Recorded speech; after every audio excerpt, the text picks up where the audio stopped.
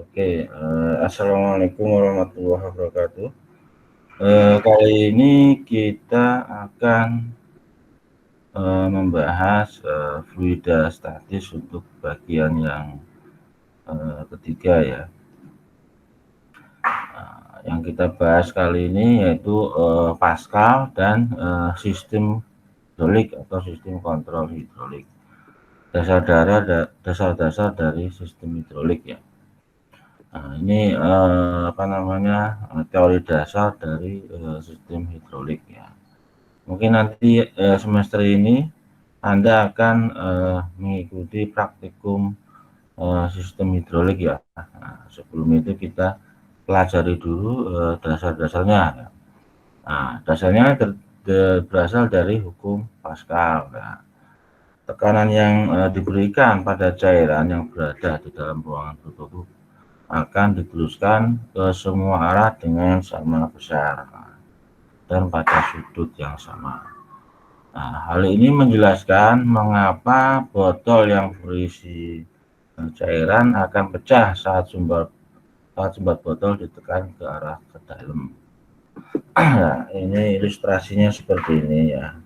Jika sumbat yang memiliki luas permukaan misalkan ya 1 inci kuadrat ya, ditekan dengan gaya 10 pon misalnya ke arah dalam botol yang berisi cairan ya, yang tidak dapat dikompresikan atau fluida cair ya, atau fluida yang incompressible ya. Hasilnya akan menimbulkan gaya sebesar 10 pons per inch kuadrat pada semua bidang permukaan botol. Nah, jika bagian bawah botol memiliki luas permukaan sebesar 10 inch kuadrat, maka bidang tersebut akan mendapatkan gaya sebesar 100 pons ya. Nah, gaya tersebut bisa memecahkan botol ya, karena gayanya terlalu besar ya. Gaya itu kan berat dikalikan percepatan gravitasi ya. Jadi ya, gayanya dapat 100 pons ya. Nah, ini ada ilustrasi yang kedua. Nah, ada F1, ada F2. Ini ada tekanan 1, tekanan 2. Kalau tekanan kan berarti gaya dibagi luas penampang ya. Yang F1 dibagi A kecil, A itu luas penampangnya yang kecil ya. Sama akan memulai nilai yang sama besar jika F2 dibagi A besar atau luas penampang yang besar. Jadi gaya yang masuk kecil diberikan di atas area yang kecil dapat menciptakan gaya yang besar dengan memperbesar area outputnya. Seperti ini. Ini dasar dari sistem hidrolik ya. Nah, ini. Jadi ilustrasi yang kedua. Tekanan yang menekan bidang pada umumnya dinyatakan dengan pon per inch kuadrat, bar maupun kilopascal, atau bisa disingkat dengan PSI, bar maupun kPa. Dengan mengetahui tekanan pada suatu sistem dan luas permukaan yang digunakan, kita dapat menentukan besarnya gaya yang bekerja pada sistem hidrolik. Ya. Dan gaya sama dengan tekanan dikalikan luas permukaan atau inch ya. Ini ada 100, misalnya 100 pons pada luasan 1 square per inch. Nah, akan sama dengan jika 1000 pons dibagi dengan 10 inch kuadrat ya. Akan seimbang ya. Nah, inilah cikal bakal dari sistem hidrolik dari hukum Pascal. Nah, terus yang ketiga, ilustrasi yang ketiga. Nah, ini ilustrasi yang Lebih mudah lagi ya. Jika kita meletakkan 10 pon beban di atas lengan sepanjang 10 feet dan beban 100 pon pada jarak 1 feet pada tuas mekanis sederhana di bawah ini, kedua beban akan seimbang. Nah, kenapa kok seimbang? Ada yang bisa jawab ini kenapa kok seimbang?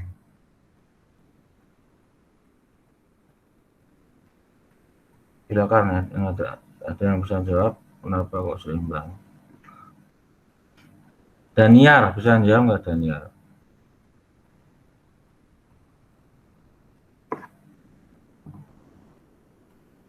Daniar Triwibisono. Adil nggak ini Daniar? Iya Pak Adil. Nah, kenapa itu kok bisa seimbang? Ilustrasinya kenapa kok bisa seimbang seperti itu? Daniar Triwibisono, Jawa tenang ya namanya ya. Mangku setrika panas sedaya mboten napa-napa. Ayo, apa Daniar? Setimbang. Ya, Kiri kanan setimbang. kiri kanan kok bisa setimbang kenapa? Ini ada beban 10 pounds pada jarak 10 feet. Nah, sedangkan yang kanan 100 pound pada jarak 1 feet. Ini ilustrasi pada apa ini? Ada yang ingat ya? Ilustrasi pada ini ada tumpuannya di sini. Ada yang masih ingat ini ilustrasi apa ini? Masa nggak ingat sama sekali sih?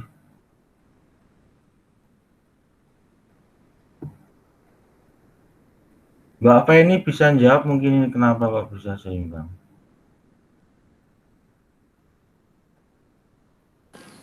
Ini ilustrasi yang pesawat sederhana gitu bukan Pak? Iya betul. Pesawat sederhana gimana Pak? Ini kalau kamu waktu masih kecil sering mainan ginian ini. Ini namanya jungkat-jungkit ya. Jadi ini berdasarkan momen yang terjadi pada kedua beban. Ini akan seimbang ketika jarak dikalikan bebannya berapa. Sama juga pada hidrolik ya, sistemnya seperti hidrolik. Ini kan momen panjang lengan dikalikan bebannya atau gayanya. 10 kali 10 sama dengan 100 yang sebelah kiri. Yang sebelah kanan 100 dikalikan 1 sama dengan 100. Berarti akan seimbang. Paham kira-kira ilustrasi ini ya? Ini nanti yang akan dipelajari pada sistem hidrolik ya. Nah, ini konsep dasar sistem hidrolik. Besarnya gaya yang dihasilkan oleh suatu benda dengan massa 1 kg adalah 10 Newton. Nah, ini mudah ya kalau ini ya. Gaya sama dengan massa dikalikan kecepatan gravitasi. Apa, untuk memudahkan perhitungan pakai 10 aja ya, meter per detik second. Ya, dimana F itu gaya yang dihasilkan, M itu massa, terus G kecepatan gravitasi. Ini untuk gayanya ya. Terus usaha atau work adalah besarnya gaya yang dikeluarkan untuk memindahkan benda menempuh jarak tertentu ya. Berarti kan W sama dengan F kali S ya. Misalkan ini ada ilustrasi ya, seorang menarik tali hingga benda terangkat sejauh 1 meter ya. Bila ia mengeluarkan gaya sebesar 1 Newton, maka usaha yang ia lakukan adalah W kali sama dengan F kali S. 1 Newton dikalikan 1 meter. Ya. Sama dengan 1 Newton meter sama dengan 1 Joule ya. Itu untuk usaha. Terus ini ada daya. Daya adalah besarnya usaha yang dilakukan tiap satuan waktu ya. Bila orang tersebut memiliki menarik tali selama 1 detik dengan kecepatan konstan, maka ia telah mengeluarkan daya sebesar P dibagi P sama dengan W dibagi T, atau usaha dibagi detik. Kemudian W tadi 1 Joule dibagi 1 detik, maka dayanya 1 Joule per detik atau 1 Watt ya. Bila orang tersebut menarik tali hingga terangkat 1 meter dalam waktu yang lebih singkat, misalkan 0,5 detik, maka ia telah mengeluarkan daya sebesar W dibagi T 1 Joule dibagi 0,5 detik. Jadi dayanya menjadi lebih besar ya, 2 Joule per detik atau 2 Watt ya. Paham kira-kira sampai sini ya? Sampai sini ada yang ditanyakan kira-kira? Ini mengulang pelajaran apa ya, SMA ini ya. Paham ya kira-kira ya? Paham, Pak. Mat, paham Mat? Paham, Pak. Kamu diem aja Mat, nggak ada sinyalnya Mat. Oh, ini Paham Mat ya? paham, paham, Pak. Ya, oke. Terus ada yang ditanyakan yang lain?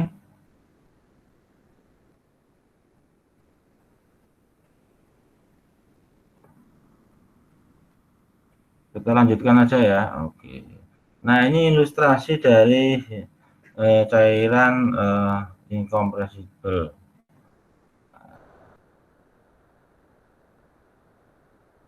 Zat cair yang mendapatkan tekanan misalkan di dalam tabung tertutup seperti ini akan tetap mempertahankan volumenya.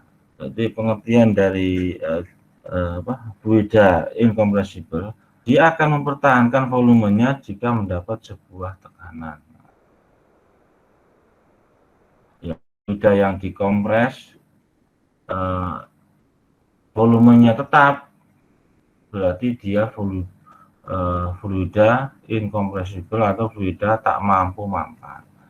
Nah, kalau fluida compressible, dia mendapatkan tekanan terus volumenya berubah. Nah, itu berarti fluida tersebut fluida compressible atau fluida mampu mampat ya. Zat cair yang mendapatkan tekanan di dalam wadah tertutup akan tetap mempertahankan volumenya ya, seperti ini ya. Bila penekanan diteruskan, satu bagian dari wadah harus ditembus oleh zat cair tersebut ya. Jadi akan menyerang ke bagian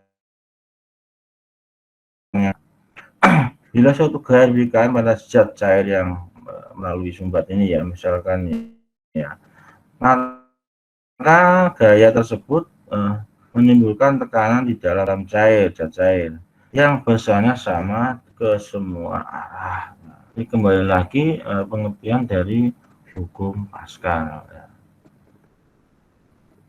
Nah, ini untuk fluida incompressible, berapapun beban yang diberikan, dia tidak akan merubah volumenya. Volumenya tetap ya, sama. Kalau kompresibel, dia volumenya berubah. Misalnya fluida gas itu ya, kalau ditekan terus, dia volumenya berubah. Kalau fluida cair atau kompresibel, dia tetap volumenya.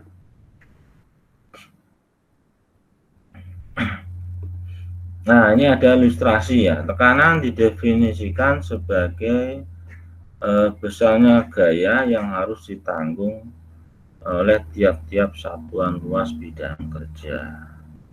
Nah, misalkan ada sebuah gaya ya, bekerja pada sebuah bidang.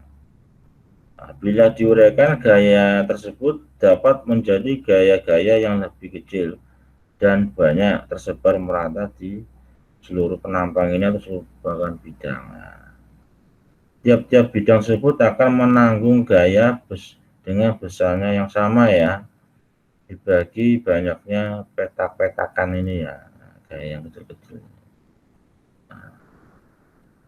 Ya, ini ilustrasinya. Ketika ada 4 orang memanggul, 2 orang memanggul 4 karung, nah, berarti bebannya akan jadi berat tiap orang ya. Jadi satu orang mengangkat 2 karung, berat ya. Sama juga seperti ini ya. Jadi 4 karung diangkat sama 3 karung, berarti satu orang mengangkat 1,3 karung. Nah, beda lagi dengan yang terakhir. Nah, ini 4 karung diangkat 4 orang, jadi setiap orang akan mengangkat 1 karung. Ini ilustrasi pembebanan yang merata ya. Ini bisa diilustrasikan sebagai sistem hidrolik ya. Pembebanan yang merata. Pembebanan akan lebih ringan jika ditambahkan orang ya. Nah, kalau hidrolik berarti ditambahkan dengan fluida dan gayanya ya. Jadi akan merata, akan memberikan gaya yang rata ke segala arah ya.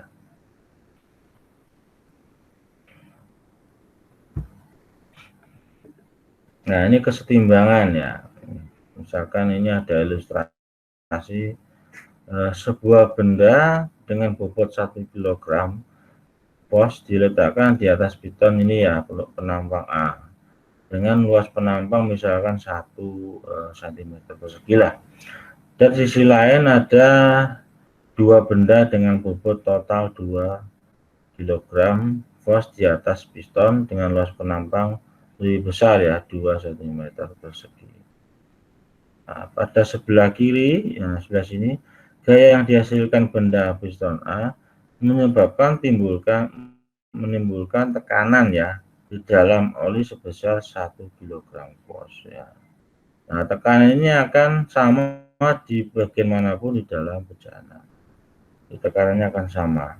Tekanan sebesar 1 kg pos tadi kemudian akan mendorong piston B ini ya, sehingga menghasilkan gaya F sama dengan P kali A, atau gaya sama dengan tekanan dikalikan luas penampang. Nah, berarti kan 1 kg pos dikalikan 2 cm persegi, dan bisa menghasilkan gaya 2 kg pos ya. Gaya yang dihasilkan tadi akan menahan beban yang bekerja pada piston B yang besarnya 2 kg pos sehingga setimbang. Nah, ini ya, sehingga akan menjadi setimbang. Terus untuk ke ilustrasi gambar yang kedua ini ya, ini ada piston kecil berukuran 1 inci kuadrat. Dia akan memindahkan fluida sebesar 10 inci, 10 inci, dan menyebabkan perpindahan 10 inci kubik cairan ya. Ini 10 inci ya, dengan ukuran luas penampangnya 1 inci ya. Dia akan memindahkan fluida sebesar setinggi 10 inci. Sedangkan untuk sebelah kanan, luas penampangnya 10 inci kuadrat ya, 10 kali lipat. Maka dia akan mendorong piston besar sejauh 1 inci. Nah, jadi ini perbandingannya ya. Ini bebannya kecil, ini bebannya besar. Dia akan mendorong lebih jauh 10 inci. Sedangkan dia akan mendorong juga ke arah sini, luas penampang yang lebih besar, tetapi jarak pindahnya lebih kecil 1 inci. Nah, dia akan mencari kesetimbangan sendiri ya. Berarti yang membedakan apa? Pergerakannya. meskipun bebannya kecil, dia akan bergerak 10 inci. Terus mendorong yang pipiran sebelah kanan sejauh 1 inci karena bebannya luas penampangnya lebih besar dan beban yang diberikan lebih besar juga.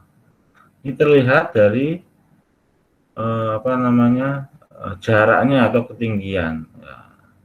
Tetapi fluida yang dipindahkan akan tetap sama. Ya, fluidanya, volume yang dipindahkan akan tetap sama. Tapi bisa mengangkat beban yang lebih besar. Ini prinsip dasar dari sistem hidrolik tadi ya. Sampai sini paham kira-kira ya? Ada yang ditanyakan silakan ini. Ada yang masih bingung apa-apa silakan. Ayo, Bella, ada yang ditanyakan Bella?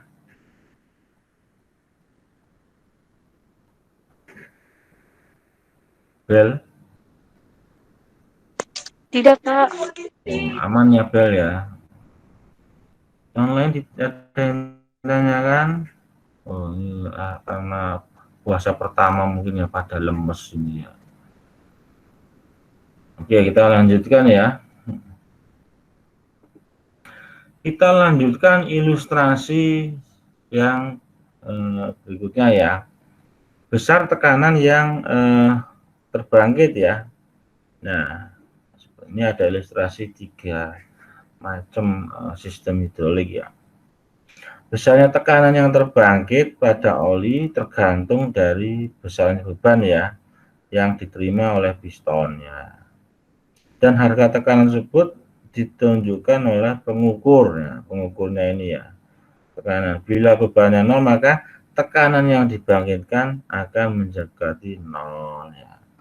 Makin besar beban yang diberikan maka gaya yang harus dilawan oleh piston juga akan semakin besar ya. Ini untuk yang gambar yang pertama ini ya. Nah, misalkan ada beban yang harus diangkat piston hanya 1 kg force ya. Nah, bila luas penambang piston 1 cm kuadrat, maka terbangkit tekanan dalam oli 1 kg force per cm kuadrat. Nah, tekanan ini terbaca rendah pada pressure gauge ya. Terus gambar yang kedua, nah, bila bebannya ditambah 2 kg force, maka tekanan yang terbangkit dalam oli, nah kan ditekan ke bawah ini ya. Nah, tekanan yang terbangkit 2 kg force ya. Pembacaan pressure gauge akan mulai meningkat. Nah. Terus untuk stasi yang ketiga, beban ditambah lagi 3 kg force ya. Maka tekanan yang terbangkit dalam oli meningkat hingga 3 kg force per cm persegi. Dan pressure gauge-nya akan meningkat. Nah, semakin tinggi beban yang diberikan atau yang akan diangkat, akan semakin tinggi juga tekanan yang diperlukan oleh fluida. Ya. Berarti kan pompa hidroliknya akan semakin bekerja keras ya, untuk memberikan tekanan yang lebih tinggi untuk bisa menahan beban yang akan diangkat. Seperti ini ya. Nah, ini ada contoh soal. Gaya yang harus diangkat oleh piston sebesar 360.000 kg force. Ya.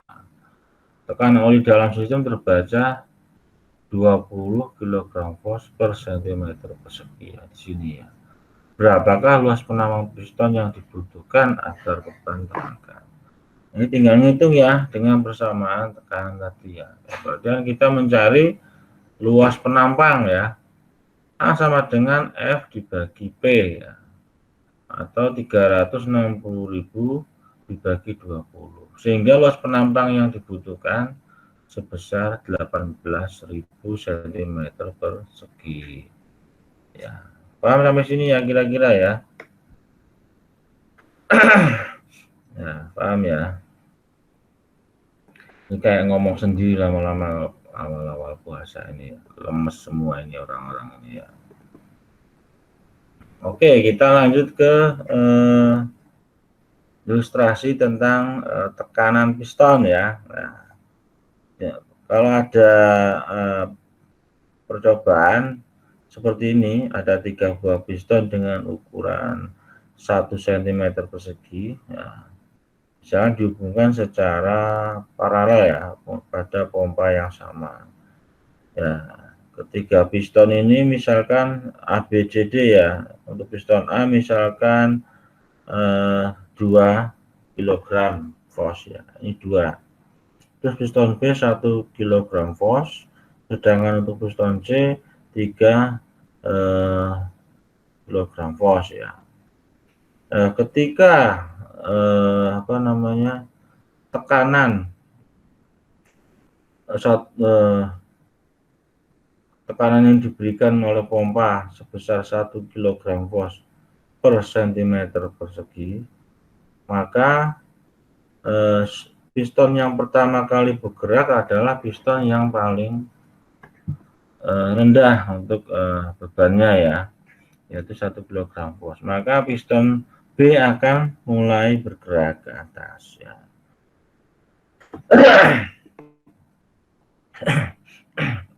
Dan untuk piston A dan C akan tetap karena memerlukan beban yang lebih besar untuk terangkat. Membutuhkan tekanan yang lebih besar untuk mengangkat piston A dan C ya, misalnya ya. Terus ketika bebannya ditambahkan 2 kg fos, maka piston B sama piston A akan terangkat. Tetapi piston C akan tetap diam karena tekanan yang dibutuhkan untuk mengangkat piston C 3 kg fos. Ya. Terus ketika tekanan diberikan 3 kg fos, maka semua piston akan terangkat termasuk piston C. Ya. Paham kira-kira ini ya? Paham, Mbak.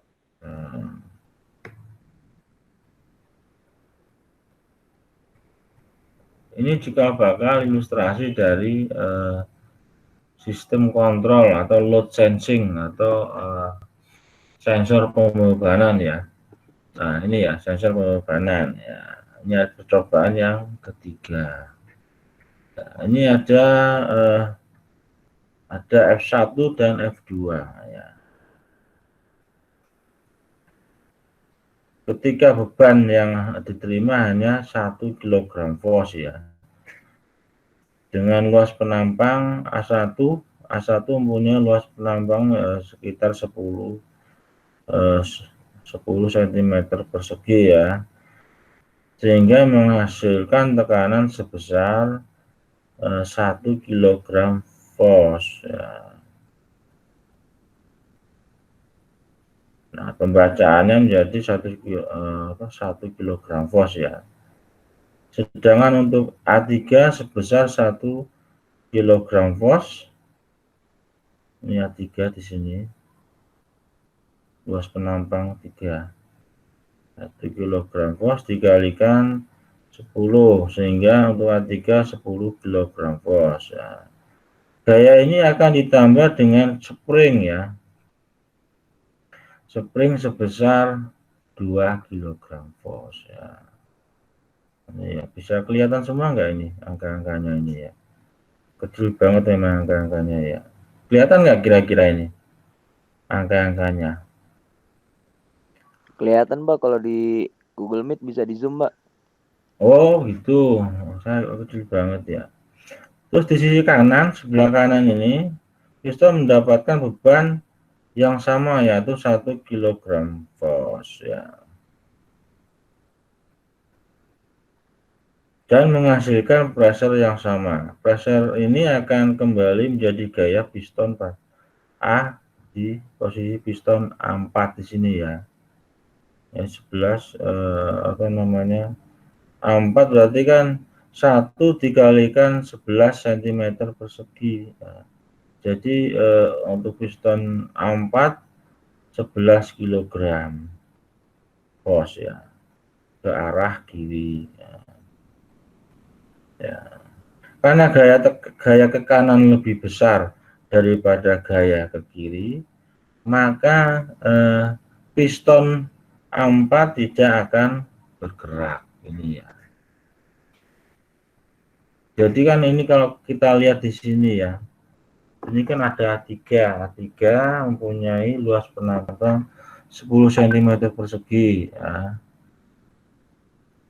Terus dikalikan 1, nah, pembacaannya kan 1 kg fos karena ada beban ini ya, beban antara kiri dan kanan 1 kg fos.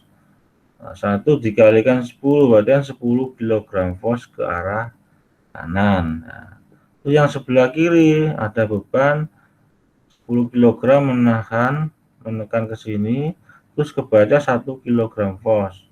1 kg fos dikalikan 11, luas penambangan 11 cm persegi. Sehingga untuk sebelah kanan ini akan membawa gaya sebesar 11 kg fos ke arah kiri. Nah, ini kira-kira bergeser nggak kira-kira ini? Piston yang ini kan ada fluida, dia menekan ke sini sebesar 11 kg fos ke arah kanan. Terus ini yang sebelah sini, piston ini akan menekan ke sini ke arah kanan. Yang keempat arah kiri, maaf ya. Ini arah kiri sebesar 11 kg fos. Di sini arah kanan 10 kg fos. Nah, terus di sini ada spring. Spring itu kekuatannya 2 kg fos. Jadi yang ke arah kanan 10 ditambahkan 2 tambah 2 dari 12 kg fos ke arah kanan. Kira-kira bergeser enggak ini pistonnya? Geser enggak ini? Bergeser enggak ini? Ada yang bisa jawab enggak nih? Fala, silakan Fala. Kan itu yang ke kanan jadi 12 ya, Pak? Jadi 12 kg force. Ya, jadi 12 kg Mungkin force ya. bergeser kali Pak, karena yang ke kanan lebih gede Pak daripada yang ke kiri gayanya. Nah, pistonnya bergeser ke arah ke kanan. Berarti fluida yang dari sini nggak bisa ngalir ke tangki yang sini. Betul ya. Jadi gaya yang sebelah kanan belum kuat untuk menggeser piston ke arah kiri. Karena tekanan yang dihasilkan di sebelah kiri masih terlalu besar karena ada bantuan spring. Ya. Paham kira-kira ya. Terus untuk ilustrasi yang kedua, beban ditambahkan 20 kg sisi kiri dan sisi kanan. Ya. Pada terus menimbulkan pengukuran pressure gauge di sisi kiri sebesar 2 kg fos per cm persegi. Sisi kanan di sini 2 kg fos per cm persegi juga. Nah, di sini luas penambang A3 10, terus luas penambang A4 11. Jadi kita kalikan untuk gaya yang dibangkitkan, berarti kan untuk A3 sebesar 20 kg fos. Ya. Sedangkan untuk A4 menimbulkan 22 kg fos. Untuk yang A3 dibantu dengan spring ya, 2 kg. Ini kira-kira bergeser enggak? Enggak bergeser ke arah kanan enggak? Piston yang sebelah A4 ini. Ada yang bisa menjawab? Bergeser enggak?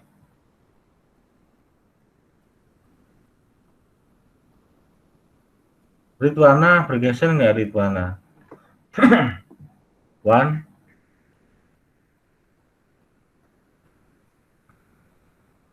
Ini A3 kan 2 kg fos. A4 2 kg fos. Jadi kan untuk apa namanya, gaya di A3 20, gaya di A4 22. Bergeser ke kiri enggak piston yang sebelah sini? Enggak, Pak. Ya? Enggak. Enggak, iya betul. Jadi tidak bergeser karena apa? Karena apa, Wan?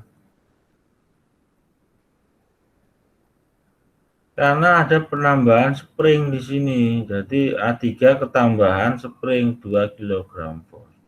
Jadi A3 menjadi 22 kg force juga. Jadi tekanan kiri dan kanan akan sama atau seimbang. Jadi piston tetap tidak bergerak. Nah, fluida yang di sini tidak akan mengalir ke tangki. Ya. Terus ilustrasi yang ketiga. Ya. Di sini A3 bebannya ditambahkan semua ya, kiri dan kanan menjadi 30 ya. 30 kg force. Sehingga menimbulkan tekanan sebesar 3 kg force per cm persegi kiri dan kanan. Nah, untuk F4 menimbulkan gaya sebesar 33 ya, 3 kg force dikalikan luas penampangnya 11 cm berarti 33. Terus untuk A3 menimbulkan gaya sebesar 30 kg force. Nah, karena untuk spray A3 ditambahkan gaya pegas sebesar 2 kg force. Sehingga untuk A3 32 kg force. Kalau ini bergeser enggak? Bergeser enggak sini? Tot, Gatot, bergeser enggak Tot?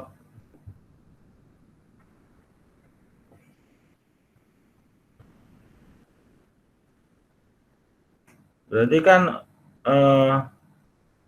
A3-nya 32, A4-nya 33. Berarti kan gaya yang sebelah kanan lebih besar daripada gaya yang sebelah kiri. Dan hal ini akan menggeser spring ke arah kiri ya. Sehingga piston akan bergerak ke arah kiri dan fluida akan mengalir ke arah tangki. Seperti ini ya. Paham kira-kira ya? Paham ya? Itulah sensor buat pembebanan ya, load sensing ya. Ilustrasi sensing sensor pembebanan ya. Nah, ini cikal bakal untuk peralatan hidrolik atau PRV ya, pressure relief valve ya. Nah, ini aplikasi dari sistem kontrol hidrolik ya. Di sini ada alat untuk cuci mobil biasanya ya, hidrolik ya, hidrolik kendaraan buat cuci mobil maupun bengkel ya. Terus ini ada rem hidrolik ya, seperti ini. Terus ada juga alat berat ya dengan sistem hidrolik ya. Sampai ini paham semua ya sampai saat ini ya. Ada yang tanyakan sampai sini? Ayo, ada yang tanyakan nggak kira-kira ini? Sistem kontrol hidrolik. Ada yang chat siapa ini? Oh iya, Rasid ke toilet. Ada yang tanyakan? Diam semua ya, pada lapar apa gimana ini? Ya, salah. Mat, ada yang tanyakan, Mat? Enggak sih, Pak. Aman, Mat ya? Aman, Pak. Aman. Feni, ada yang tanyakan? Biasanya Feni bertanya biasanya ini. Belum ada, Pak.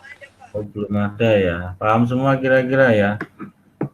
Ini dari kelas ini udah ada yang mengikuti praktikum hidrolik belum?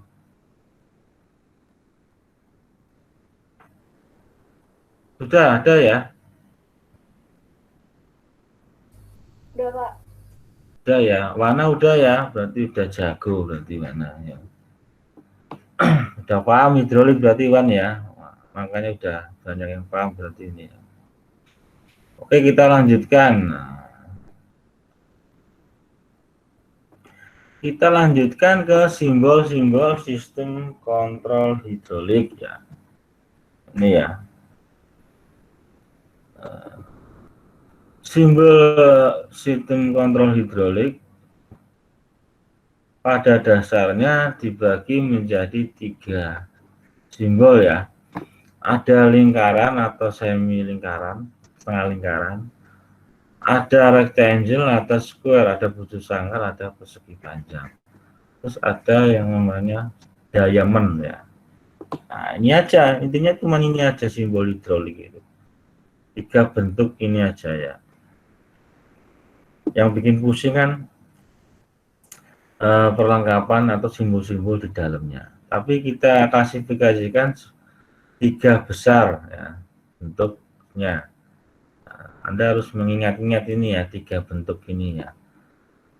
Ada lingkaran atau setengah lingkaran, ada persegi panjang, ada bujur sangkar, rectangle dan square, terus ada diamond atau wajik atau apa ya, belak ketupat ini ya.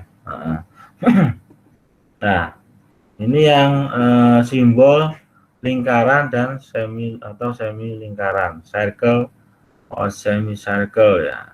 Ini biasanya dipakai untuk simbol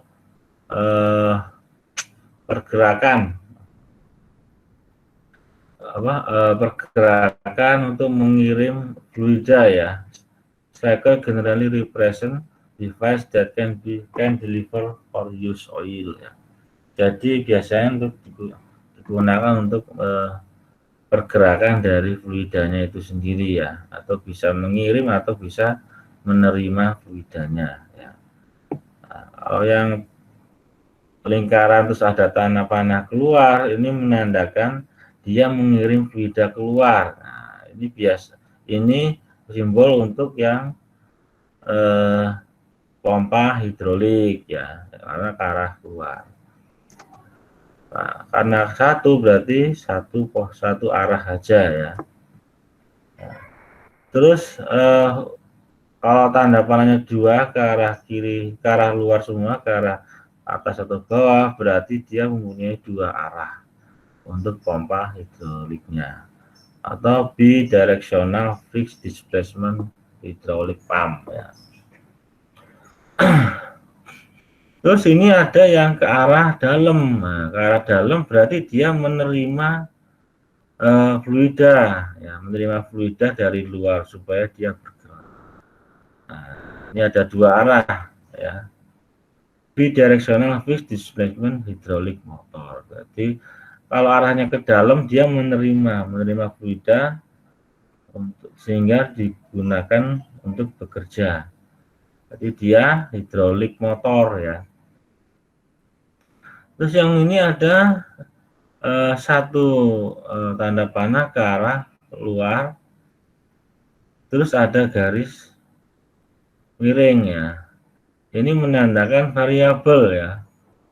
Unidirectional variable displacement hydraulic pump. Pompa variabel, pompa yang bisa di-setting untuk kecepatannya ya. Kalau pokoknya yang ada garis panah miring ini seperti ini, dia variabel ya, bisa di-setting ya. Terus ini ada semi rotary aktuator. Nah, ini semi rotary aktuator. Nah, contohnya seperti motor stepper biasanya ya, tapi menggunakan penggerak hidroliknya. Sekarang saya tanya, kalau yang hitam sama yang putih bedanya apa? Panahnya ada yang hitam, ada yang putih ya. Bedanya apa itu? Hitam sama putih ini. Raffi Alvaros. Vi, bedanya apa Vi? Kadang ada yang warnanya hitam, terus ada yang enggak ada warnanya panahnya ini. Bedanya apa Vi? Raffi?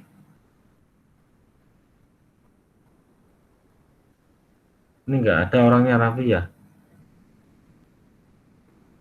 Raffi Alvaros?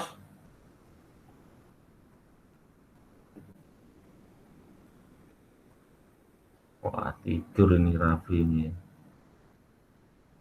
Terus apa ini? Oh, Asko, go. Asko Dharma. Kenapa, Pak? Nah, ini bedanya apa ini? Ada yang hitam, ada yang putih biasanya.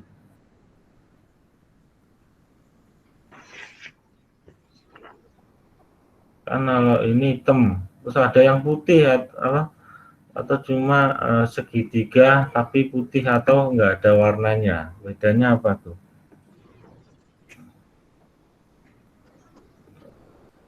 Apa ya bedanya? Kemarin gue go.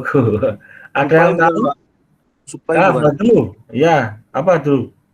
Kayak supply bukan, Pak? Kayak baterai gitu. Bukan. Bukan. Ada yang lain? Kan ada yang ini kan hitam, kalau ini hitam. Bentuknya sama, tapi panahnya ada yang hitam, ada yang enggak ada warnanya atau segitiga biasa. Membedakan apa? Bentuk simbolnya sama semua, cuman membedakan itu hitam sama enggak hitam. Itu membedakan kalau yang hitam itu hidrolik ya. Kalau yang enggak ada warnanya berarti apa? Pneumatik ya. Udah dapat pneumatik kan ya sebagian ya?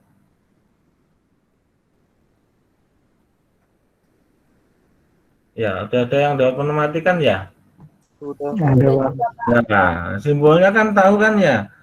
Tanda panahnya putih, kalau hidrolik hitam. Nggak dikasih tahu kayak gitu. Enggak dikasih tahu. Iya. Oh, masa sih tenane go, jangan ngapusi go. Kasih tahu apa? Langsung praktikum apa gimana kamu? Untuk simbol-simbolnya ya. Kenapa, Pak? Simbol ini nanti berguna buat kalau Anda nanti bekerja di alat berat misalkan. Ini berguna banget ini. Kamu bisa mengetahui, oh ini motor hidrolik, oh ini valve, oh ini variabel pump. Bisa tahu semua. Oh, simbol simbol lingkaran kayak gini biasanya untuk penerima fluida sama pengirim fluida. Bisa pompa hidrolik, bisa motor hidrolik ya. Terus diamond, nah diamond atau wajik atau apa ya, bilah ketupat ya. Nah, ini simbol buat yang filter ya, filter seperti ini ya. Filter seperti ini ya. Nah, bilah ketupat ada garis di tengah satu. Ini in, ini out. Nah, terus yang kedua ada cooler. Nah, cooler berarti dia mendinginkan. Ini tanda panahnya keluar ya, nah, ke arah luar. Berarti membuang panas. Nah, ini in, ini out. Nah, ini tanda panahnya ke arah luar. Jadi dia membuang panas. Ya. Terus yang ketiga ada heater. Nah, heater berarti kan pemanas oli. Jadi dia menyerap panas dari luar biar manasin oli. Arahnya ke dalam.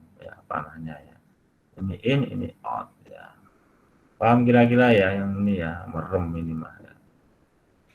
Terus hidrolik power pack. Nah, simbol hidrolik power pack atau power unit. The power pack produce the flow of oil and consequently the pressure for the hydraulic system ya. Ini power pack standar seperti ini. Ada motor. Nah, ini simbolnya motor ya. Motor listrik simbolnya ini lingkaran, ada M-nya ya. Ada motor, terus ada pompa hidrolik. Nah, lingkaran ada panah keluar. Dia akan mengirim fluida keluar. Ya.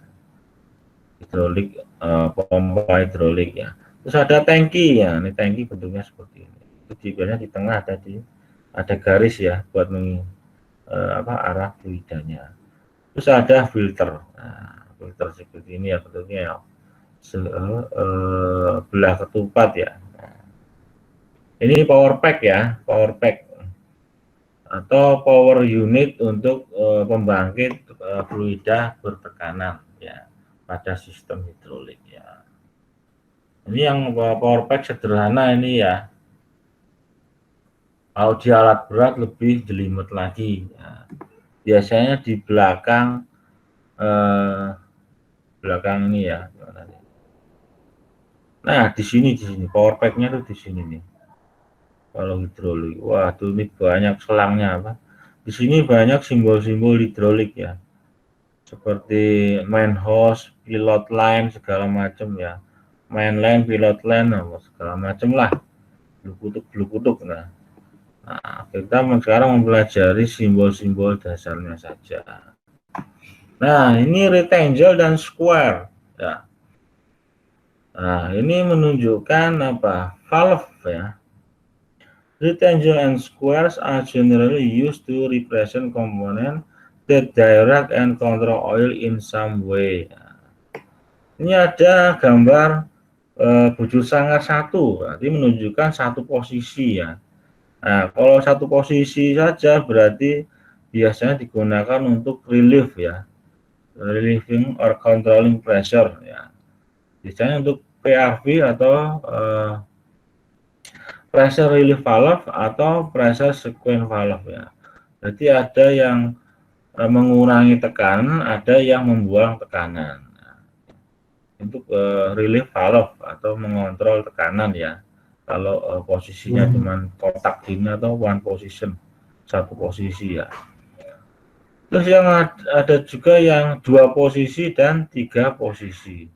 Nah, kalau kombinasi seperti ini digunakan untuk directing. Nah, directing itu pengarah fluida ke beberapa posisi ya. Directing the flow of oil to various position ya. Ini ada 2 posisi, ada 3 posisi. Terus selanjutnya kita bahas panahnya. Nah, kalau panahnya ini berarti satu arah saja, flow in one direction ya. Kalau 2 berarti flow in two direction, seperti ini. 2 arah. Terus kalau berotasi panahnya seperti ini, agak melengkung ya. Terus kalau variabel arahnya miring seperti ini. Variabel berarti bisa diatur ya. Ini biasanya valve yang ada apa ya, ada orifice-nya ya. Nah, ini valve pot untuk direksional ya. Valve pot atau pengarahnya ya. Valve can have various pot ya, potnya ya, ada potnya, lubang pot atau lubang ya.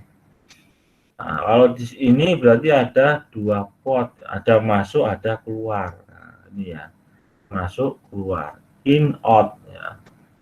Ini 2 pot ya, atau 2 lubang ya. Terus ada juga 3 pot, 3 pot, ada 1, 2, 3. Nah, ini buat ngeblok ya, ngeblok udah. 1 in, out, terus di sini buat blokir ya. Terus ada 4 pot atau 4 lubang, in, out ya. 1, 2, 3, 4 ya. Jadi diingat-ingat, ada pot, ada posisi ya. Ada posisi, ada pot lubangnya ya. Nah, ini klasifikasi dari DCV ya, tadi ya, direksional, kontrol, valve ya. Di sini ada valve 2/2. Artinya apa? 2 pot, 2 posisi ya. 2 pot maksudnya 2 lubang, in, out, tapi 2 posisi, 2 kotak. Jadi tidak digeser. Untuk mengalirkan fluida, misalkan ini harus digeser ya. Untuk mengambil fluida digeser lagi ke sini. Ini DCV 2/2 ya. Terus ada juga DCV 3/2, berarti yang 3 pot, 2 posisi. 3 pot, 2 position. Nah, posisinya 2 kotak ini ya. 1 untuk potnya atau lubangnya ada 1, 2, 3. 1, 2, 3. Gambar yang ketiga ada 4/2, berarti kan 4 pot, 2 posisi ya. 1, 2, 3, 4. 1, 2, 3, 4. 2 posisi ya, bisa digeser-geser. Ini 4/2 ya. Terus yang keempat ada 4/3 ya, ada 4/3 berarti kan potnya 4 lubang 3 posisi. Nah, 1 2 3 4. Nah, 1 2 3 4 1 2 3 4. Nah, ini bisa digeser-geser ke kiri dan ke kanan. Nah, tergantung kebutuhan ya. Kalau yang kini geser kini berarti yang mengalir searah. Kalau yang ini berarti geser ke sini berarti yang mengalir ke sebaliknya. Kalau kondisi yang seperti ini berarti nggak mengalir karena diblok semua di sini ya. Sampai sini paham kira-kira ya? Paham ya? Ini yang hidrolik, yang pernah praktik hidrolik harusnya lebih paham ini ya. Nah, ini salah satu contoh aktuator ya, atau RPA, rangkaian penggerak aktuator ya. Di sini ada double acting cylinder ya.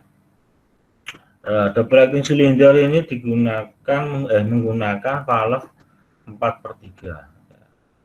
Berarti 4 lubang 3 posisi ya, 3 posisi. Bisa digeser ke kiri dan ke kanan ya. Di sini bisa kita lihat yang di bawah itu tangki. Terus di sini apa ini ayo? Nah, setelah tangki apa ini? Filter Pak.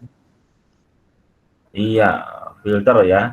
Setelah filter baru pompa hidrolik. Pompa hidrolik masuk ke DCV, directional control valve. Nah, kalau ke sini berarti kan nggak ada aliran fluida masuk ke silinder. Jadi DCV-nya harus digeser ke kiri maupun ke kanan. Jadi misalkan ini digeser ke kanan, berarti yang berfungsi yang ini. Nah, ini akan mengalir ke silinder ya. Nah, silinder akan bergerak ke arah kanan. Set. Ya, ke arah kanan, terus fluidanya akan keluar lagi ke arah sini, kembali ke tangki ya. Yang kalau yang dipakai untuk posisi yang ini ya. Misalnya kalau digeser ke arah kiri berarti sebaliknya, spread ya. Berarti pompa akan mengalirkan ke arah sini dulu, ke arah sini. Berarti arahnya akan retrak ya. Nah, kalau di sini resten tadi ya, arahnya ke sini. Kalau ini retrak, jadi posisi piston didorong kembali ke arah kiri, terus keluar ke arah sini, terus kembali ke tangki. Seperti itu ya. Paham kira-kira ini ya? Paham, Pak. Paham ya? Oke. Terus ini ada valve aktuator. Nah, ini banyak digunakan di alat berat. Anda harus paham ini ya. Ada pilot oil. Nah, ada yang memakai tenaga fluida itu sendiri ya, maka disebut dengan pilot line untuk selangnya ya. Jadi untuk menggerakkan valve ke kiri dan ke kanan, untuk menggerakkan DCV tadi diperlukan valve aktuator ya. Kalau menggunakan oli itu sendiri atau fluida itu sendiri, memakai simbol ini atau pilot oil atau pilot line ya, seperti ini. Kalau menggunakan tuas biasa, lever biasa, simbolnya seperti ini. Nah, nanti Anda di praktikum hidrolik pakai lever ini ya, pakai simbol seperti ini. Terus ada juga yang pakai spring ya, pakai simbol seperti ini. Ya. Terus ada yang pakai roller. Nah, ada juga yang push button. Nah, push button biasanya dipakai di itu ya, hidrolik buat mesin stamping metal ya, sheet metal ya, metal stamping di perusahaan ya, Mount and Dash itu ya, dashnya buat cetakan misalkan plat pintu mobil ya, itu dashnya dia biasanya hidroliknya pakai push button untuk valve aktuatornya. Terus ada juga yang pakai solenoid. Ya, solenoid berarti yang pakai setengah elektronik ya. Dia ada kumparan di sini segala macamnya. Nah, ini contoh dari DCV ya. Berarti kan ini 3/2. Satu 1, 2, 3, 2 posisi berarti 3/2. Ya. Ini pakai lever ya, terus sebelah kanannya pakai spring biar kembali. Misalkan kamu tekan, geser ke sana, terus dia akan kembali dengan springnya, ya, spring ini. Paham kira-kira ya? Ya Pak, paham Pak. Oke. Nah, ini sekarang kita bahas aktuatornya. Nah, ini ada single acting, ada double acting buat silindernya. Ini yang sudah pernah praktikum paham ini. Ini yang single berarti pergerakannya ke arah satu arah aja. Arah extend aja ya. Extend. Terus untuk kembali biasanya ada beban lain atau ada spring ya, untuk mengembalikan piston ke arah kanan lagi. Ketika ada fluida masuk, dia akan melakukan gerak extend ke arah kanan. Untuk gerakan track atau kembali lagi, dia biasanya memakai spring ya, atau bebanan ya, atau pakai beban yang gravitasi. Di praktikum hidrolik kan ada tuh. Nah, itu untuk single acting. Terus untuk yang double acting, nah, baik extend maupun retract, dia memakai fluida kerja ya, atau tekanan fluida. Terus ini ada rotari. Di sini ada berarti ada motor hidrolik. Lihat arahnya, berarti dia arah ke dalam, berarti menerima fluida kerja untuk melakukan sebuah kerja. Ini ada rotari atau motor hidrolik. Nah, ini juga ada motor stepper atau motor yang separuh lah. Separuh itu pergerakannya enggak full ya, enggak full rotasi. Seperti motor stepper ya. Bisa diatur lah kalau yang seperti ini. Nah, ini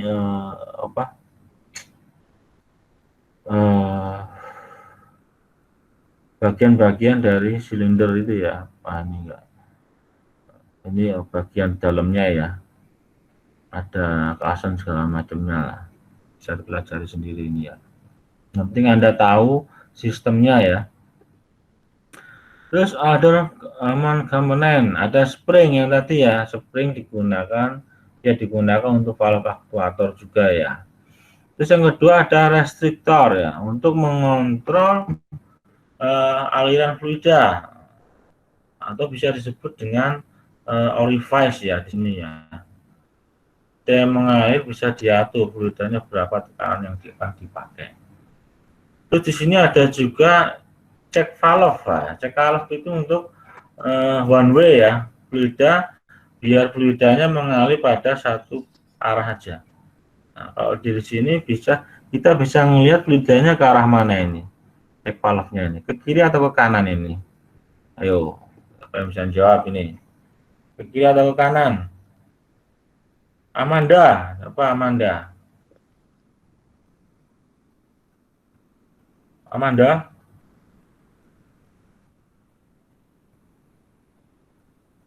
Ini kemana Amanda ini? Nggak masuk Amanda ini. Amanda Sekar Arum.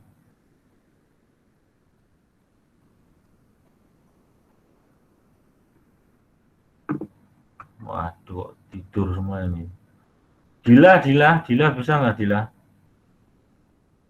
Iya, Pak. Ini arahnya ke kiri atau ke kanan? Untuk kepala ini. Hanya ke kiri atau hanya ke kanan? Kanan. Kok bisa kanan, Jil? Menurut saya Ayo. Kamu lihat tanda panahnya ini ya. iya. Kalau ke arah kanan, fluidanya nggak bisa ngalir. Kalau ke arah kanan, dia ke arah kiri, fluidanya akan mengalir ke sini, terus mendorong bola ke arah sini. Akhirnya fluida akan mengalir ke arah kiri. Kalau fluida dari arah kanan nggak bisa ngalir, dia mendorong bola terus menutup celah, berarti kan. Ya. Kalau dari arah kanan, dia akan mengalir ke sini, terus mendorong bola dulu, terus fluidanya akan keluar. Jadi untuk gambar seperti ini, fluidanya akan mengalir ke arah kiri ya. Paham kira-kira ya? Terus ini kontrol valve. Nah, di sini ada beberapa kontrol valve. Ada relief valve, ada reducing valve, ada resistor with check valve. Nah, di sini kita bisa lihat perbedaannya ya. Kalau relief valve membatasi tekanan masuk ya. Seperti kita bicarakan di mana tadi ya, load sensing. Nah, untuk load sensing tadi ya, mana load sensing?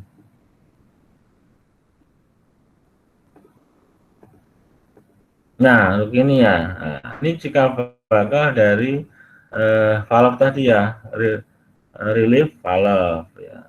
Membatasi tekanan yang terlalu besar, dia akan biar fluida itu akan kembali ke tangki.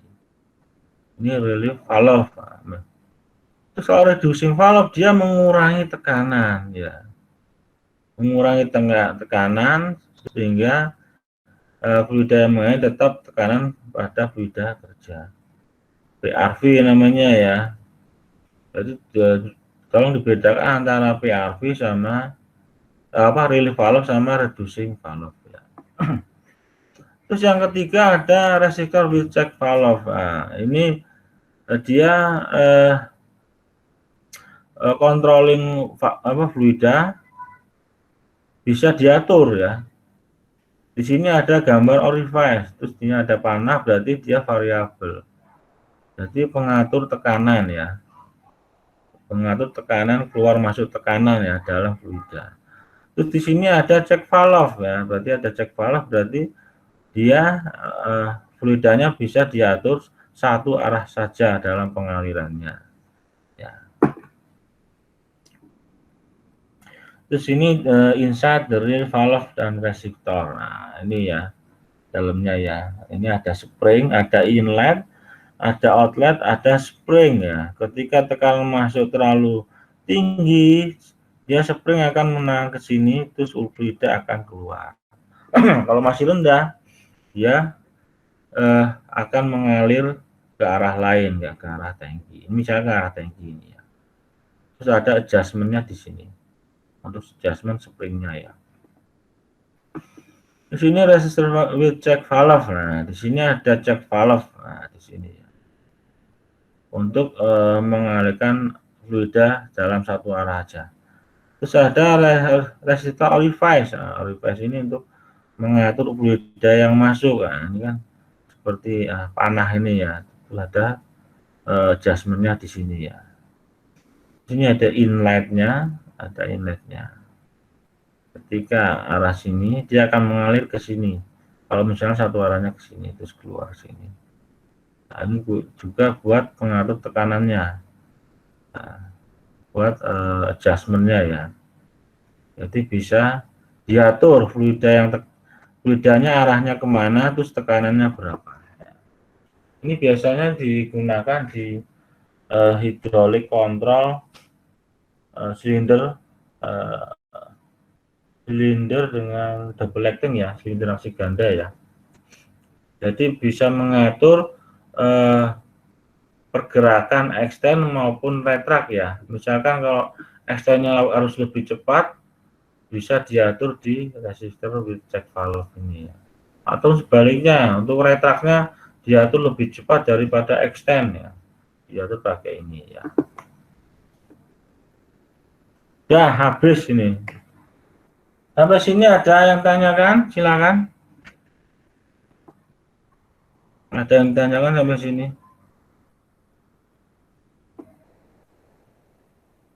Pak Ketua, ada yang tanya nggak Pak Ketua? Paham nggak kira-kira ini? Masih memahami, Pak. Masih memahami, waduh, masih memahami ya. Oke, ada yang tanyakan nggak kira-kira? Paham kira-kira ya semuanya ya? Pak, itu kalau di industri simbolnya kayak Ya. gitu semua. Di mana? Kalau di industri gitu simbolnya sama, Pak. Apa ada Sama, yang membedakan? semua sama. Entah itu industri maupun alat berat itu sama. Karena itu udah standar itu. sudah standarisasi itu, standar internasional lah ya. Makanya Anda harus mempelajari, kan Anda kan foreman ya nantinya ya, Anda akan bakal menemui simbol-simbol seperti itu. Baik ketika Anda bekerja di alat berat maupun di industri ya, simbolnya sama aja semua itu ya. Pertanyaan bagus dari Raihan. Yang lain silakan, ada yang bertanya nih. Silakan yang kalau ada yang bertanya.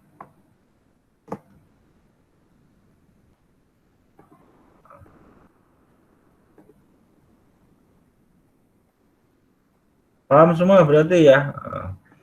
Kalau paham semua nanti tak kasih tugas kira-kira jam 9.15 ya. 9.15. Tugasnya bisa dilihat di 9.15. Kerjakan sampai jam berapa ya? Jam 11 saja ya tugasnya. Kok sedikit agak banyak tapi teori ya, banyak teori karena membahas masalah teori-teori tadi ya.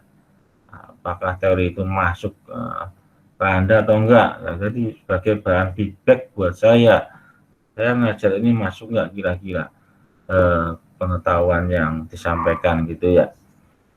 Ya udah, kalau nggak ada yang ditanyakan, kita akhiri ya.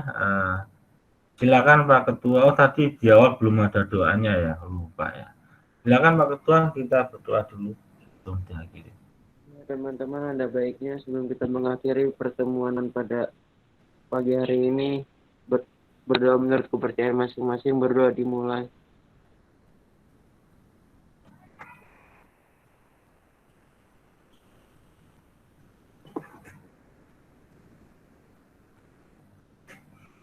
Selesai. Oke, terima kasih atas perhatiannya. Mohon maaf kalau ada salah-salah kata ya. Oh iya, saya sebagai pribadi mohon maaf untuk mengawali ibadah Ramadan kali ini ya. Mohon maaf kalau ada salah kata sebelumnya. Ya. Saya akhiri. Terima kasih. Wassalamualaikum warahmatullahi wabarakatuh. Waalaikumsalam warahmatullahi wabarakatuh. Saya juga minta maaf ya Pak kalau ada salah-salah kata Pak.